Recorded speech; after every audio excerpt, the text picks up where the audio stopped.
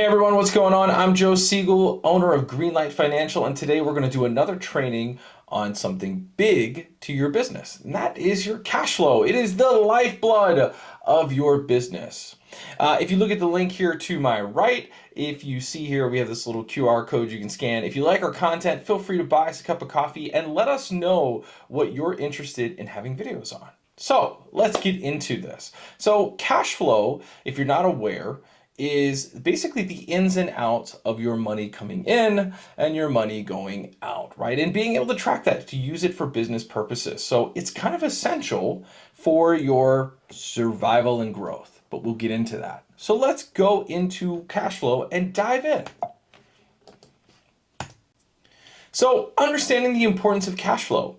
We use it to pay our bills, and I know some of this is going to seem redundant and it will seem very obvious, so bear with me, but we use it to pay our bills, right? It's essential for covering our operating expenses, so our fixed, our variable, our travel and business and things like that. It also is in investing, and that doesn't necessarily mean in like the stock market, right? Investing could be even in our own business. Being able to know how much cash we have in order to spend on ads. If we're an online-based business, being able to put more money into ads to hopefully create more sales. And what does that look like, right?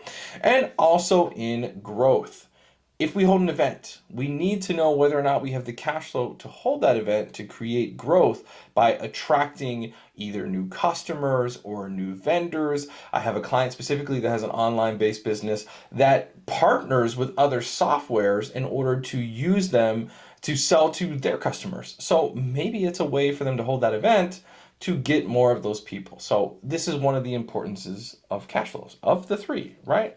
Moving on, we look at how do we track cash flow? We hear the word KPIs used for many different things, but you can use it as well for our cash side. One of the major metrics that we use in Greenlight Financial for our clients is actually cash on hand. It's actually one of the number one things that I think I try to focus on because having between 30, 60, and 90 days of cash on hand is kind of essential for a business to be able to grow and or predict future growth by understanding what your expenses are. So again, our cash on hand is based on what are your expenses averaging per month and how can we make sure we have roughly 2 to 3 months of that available in case something was to happen. I've had clients that have had their Facebook accounts shut down and then they all of a sudden have no way of getting new sales in. And so they have to find new ways to get a new business up and running on Facebook, have to now try out Google marketing, YouTube, whatever. And being able to have that kind of security cushion is a big help in being able to save a business. Understanding your operating cash flow is something you also want to keep track of. Basically, how is cash collected from the time you sell a product to a customer and it actually comes in the door? And that kind of leads into the next point, which is our days of sales kind of outstanding. So the average number of days it takes to collect that payment. They kind of mesh hand in hand together. So I think to myself, if I have an online course or a coaching program and I sell that program, if we have a PIF, a pay in full, or we have a 3 payment program for that, what is our average collection process? Do we usually collect that third payment if we have a 3 pay? Do we offer incentives for trying to do paid in fulls? Because we kind of find that if we do a 3 payment option, people don't make it to the third one. Things like that you want to track in order to make sure that you're collecting the amount that you're owed. And that might help you realize that, for example, your 3 payment needs to be a bit higher because you know what it takes to deliver your product. So if you've priced your product well, now we know how much cash we have to collect in order to offer a payment program and make sure that we have an idea of what it is that we collect and so forth. So if I've confused you there, I get lost, shoot us an email or drop a comment below. We'll answer more on that question. Let's move on to the next slide here. So one of the things that we do, and you'll see that spreadsheet up top there, is actually an example of our spreadsheets that we use with our clients. We forecast our cash flow and we're planning for the future.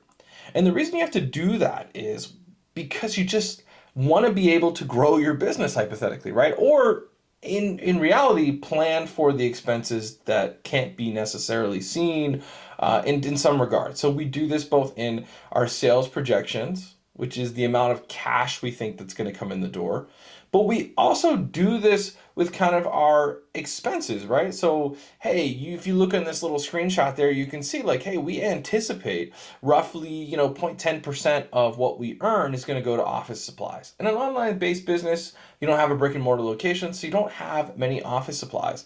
But we do expect higher merchant processing fees, right? Most of our things get processed through Stripe or PayPal, or Gateway Direct or things like that. So we do expect that. So we want to analyze that so that we can figure out if this is what we think we're going to make in, let's say, August. Now we know in December where our cash in our bank account should be, and ideally we can figure out how we go into the new year and what plans we need to make based on those different targets. And we can we can make predictions on those expenses. Sorry, I was kind of fumbling there, but you can make predictions based on those expenses. So we think if we hit $200,000 of cash in hand in our bank account, then in January, we can go with trying to execute on this growth plan. If we don't have 200 and we think we'll only have 100, then let's try this execution of our plan. We'll spend this much on ads, try to launch this new campaign, and see how that goes. So that's how we can use some of that forecasting to build in some of the ideas that we have going into the future. Now, we want to leverage that cash flow for data, for decision making, right? I feel like that's an obvious thing again, but you've heard me mention this a bit, right? The investment opportunities, trying to figure out what aligns with your business goals, trying to figure out where to appropriately put those funds to best gain new people or new sales or create a new product for your business that in turn ultimately creates new sales, right? Understanding our pricing strategies. We have to optimize our pricing and make sure it aligns with what we need, right? Again, I've talked about this in previous videos before. Understanding the cost of your product could be the difference between making good money and not, right? Some businesses can sell the exact same product, but be willing to be okay with a lower profit margin versus a higher profit margin in order to get the sales that they need to hopefully line up with the other company that's offering a better priced product. We see that all the time. That's the free market. That's competition, right? We see that when people are trying to find ways to get a competitive advantage against, a company that, has a similar product. It might not be the same, but we're just trying to find a way to get some cash flow in. And then inventory management. If you're an online-based business that has an e-commerce side of things, being able to manage your inventory, if you sell t-shirts, for example, being able to make sure you have enough cash to get more t-shirts in, if you obviously make more by pre-ordering, then you really need to understand where your cash is, right? Not everyone can do per single purchase print t-shirts, for example. They might need to buy 300 of a particular material in order to plan and save on overhead costs.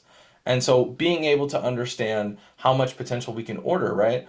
But if the primary portion of your sales is large t-shirts and you decide to order a bunch of smalls, well, they might never sell. You might actually not get that cash flow for a long period of time, serving a market that's probably not best for you. So things to think about. Now, optimizing your cash flow through efficient processes. How does that look, right? What does that mean for your business?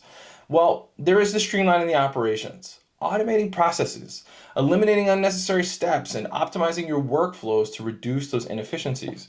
And those things can be like utilizing tables in order to track all of your processes, using API connectors to letting softwares communicate to make sure that in real time, when either your inventory has changed or when a sale has occurred, and being able to make sure in simple ways, let's say it's just a customer relationship like type management thing. You need to know from the time a sale is created that the person has been handed the online course in order to begin to use it and be willing to pay the second payment. So being able to streamline those processes in order to make sure that that happens, right? Then you can also, step 2, you can improve your collection practices, setting clear payment terms. From the beginning, we talked about that in the paid in full, talking about the 2 payment or 3 payment or several payments. Some people have 12-month programs. Maybe you have a subscription-based platform. I have a client that helps you, gives you a platform in which you can buy images at any time for a subscription of $5 a month. So you can have access to those images at unlimited amounts, right? You don't have to just pay per image. So anyway, being able to understand what that process looks like, being able to make sure that we get the money that we were expecting, because if you're building that forecast that we talked about and you don't get your cash when you expect it, that's going to cause a whole slew of problems. We know that, right? So we don't want that to happen. And then third here, we have negotiate payment terms, right? Explore more options for early payment discounts or extend payment terms with suppliers in order to prove cash flow, right? That could be things like your t-shirt vendor. Hey, can I order things on credit right now so that I don't have to tap into my cash? So that I can have it there in case I need it. And maybe you pay, net 30, net 90, and there's no interest attached to it. So it gives you a little bit of a buffer time to get some of those sales in. In fact, one of my great examples of this that I like is recently Bombas, which is a sock company. It was on an episode of How I Built This, which is a podcast, was talking about how they pre-ordered $100,000 worth of socks. It might have been like 10,000 pairs of socks in anticipation of the sales that were going to come, and they didn't know whether that was going to happen or not. So they needed that credit though in order to get those socks in hopes that the sales would occur. But if the vendor would not have allowed them to do that, they wouldn't have been able to have as much inventory available to create the sales that created a profit. They might have had to work with smaller availability, and their progression for growth would have been significantly slower. And Bamba now is a billion-dollar organization, so I think it paid off big for them. Now, I used Bomba, which is great because I think it's important to learn from big businesses and learn their cash flow strategies. We all read business books, hopefully. We're all in tune with what other people are doing. So I think there's not really an excuse to not be aware of these things like strategic planning, right? Setting up those forecasting, developing long-term goals and what you're trying to accomplish both financially and for the business, maybe publicly as an image or a brand, things like that. There is now the second point, the financial forecasting, like I just discussed, being able to know what you need to anticipate. Don't go into things blindly. Even if you're planning 6 months growth, because maybe a year or 5 is so unpredictable, you can't really figure out what that's going to look like, that it's harder for you to do that, then just project 6 months. Doesn't have to be that long. Next, talk about relationship building. Talk with your softwares, reach out to them. Oftentimes, even the big companies that you're working with, let's say Loom Software or Calendly or Go High Level or whatever, a lot of these places are willing to talk and maybe negotiate contracts with you depending on your business size. So build relationships with your suppliers, your software, your t-shirt, delivery organization, whatever.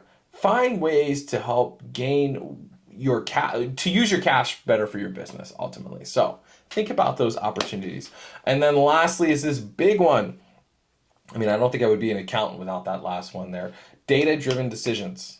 It's so important. Make informed decisions based on real-time cash flow and available metrics. So with our clients, we meet with them either weekly, bi-weekly, or monthly to go over that stuff, right? For some people, they have the means to get a weekly report and be very in tune with their cash flow and be reactive, right? Be proactive instead of reactive. But there are some clients who are only getting a monthly report depending on the size of their business, and it's a little harder for them to make decisions too quick, but it can still help them, right? It's still huge in being able to go like, hey, I saw what we did. Now let's course correct and see how it goes in the coming months and continue to test, right? It can be huge, but ultimately data-driven decisions all day. So now, I hope you enjoyed this presentation because mastering cash flow is really important. So I say to you, if you don't have any idea of how to do this and you're unsure of how to begin taking the next steps into monitoring your cash flow, then reach out to us, because to me, managing your cash flow is essential for long-term success and the growth of your business. So feel free to check us out at our website here at greenlighttoday.com, or shoot us an email at info@greenlighttoday.com, or drop us a comment below, like, comment, subscribe. We appreciate all the help. We hope you enjoyed this video, and we'll hope to hear from you soon. Thanks.